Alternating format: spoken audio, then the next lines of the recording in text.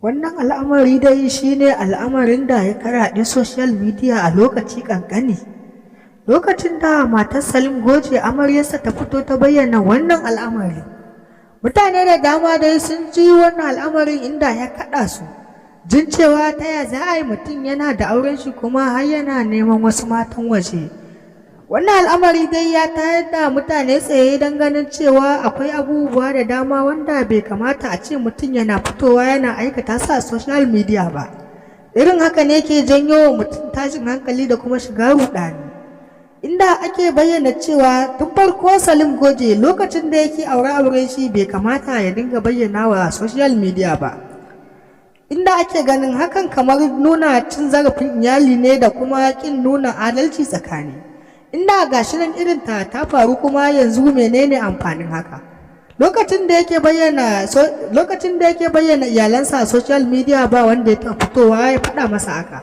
Sai gashi bayan wannan al'amarin ya faru mutane da dama ke fitowa suna bayyana mai cewa naman tun farko bai kamata ya dinga aikata irin abubuwan nan ba, da ma masu irin halinsa duk bai kamata ba, kuma auren mace a social media ma yanzu babban hatsari ne. Inda gashi nan yanzu matarka wadda za ta rufa ma asiri ita ce ke tona ma asiri.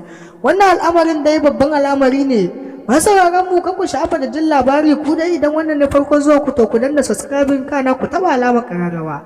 Hakan zai ba mu goyon bayan kawo wasu muhimman rahotannin da za ku ji a labaran mu na gaba ko kuma ku biyo mu karshen wannan bidiyon.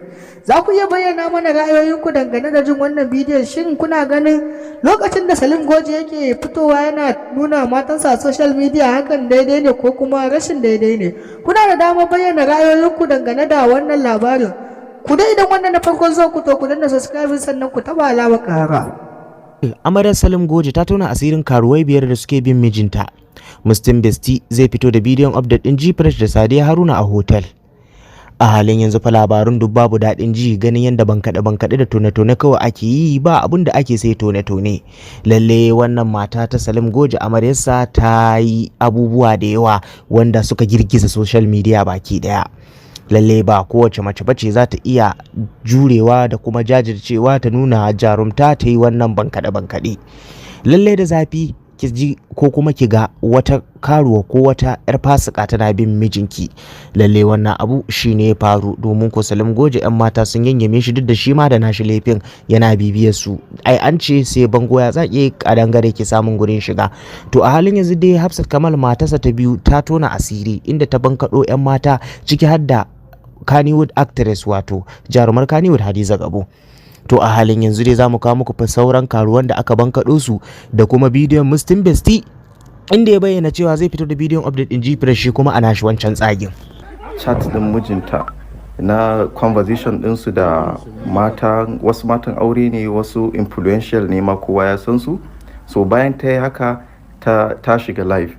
To da ta shiga live a lokacin take cewa gashi nan ya ɗebo jama'a sun zo kofar gidansu za su cutar da ita kaza shine mutane mazauna gurin yan kusa da mutane da yawa mazauna Abuja dai suka tashi suka jajje kofar gidan nan aka cika. Shine videos din da za ku gani ana ɗaɗɗaukowa. Amma abin da yake faruwa dai shine wasu suna ganin ta ci mutuncin mijinta, ta tona mai asiri, ta tozarta shi, a inda kuma wasu suna ganin daman haka yake ba mutumin kirki bane kaza dai. Allah ya samu dace. Da ni na ɗau stand na cewa abin da ta yi tana kan daidai, wai ta shiga tashin hankali ne ko wani abu. Amma bayan mutane da yawa sun fahimtar da ni, maza da yawa sun zauna da ni sun kira ni sun yi magana akan cewa wannan fa abin inda za a ce za a yi wannan bankaɗen kusan din Najeriya ba wani wanda ba za a same shi da irin laifin nan ba. Laifin ta ne mata wai su zauna su rufa mazajensu asiri kawai, in ba su zauna ba salin alin su tashi shiga tafiya. Ni dai ban da wani ra'ayi.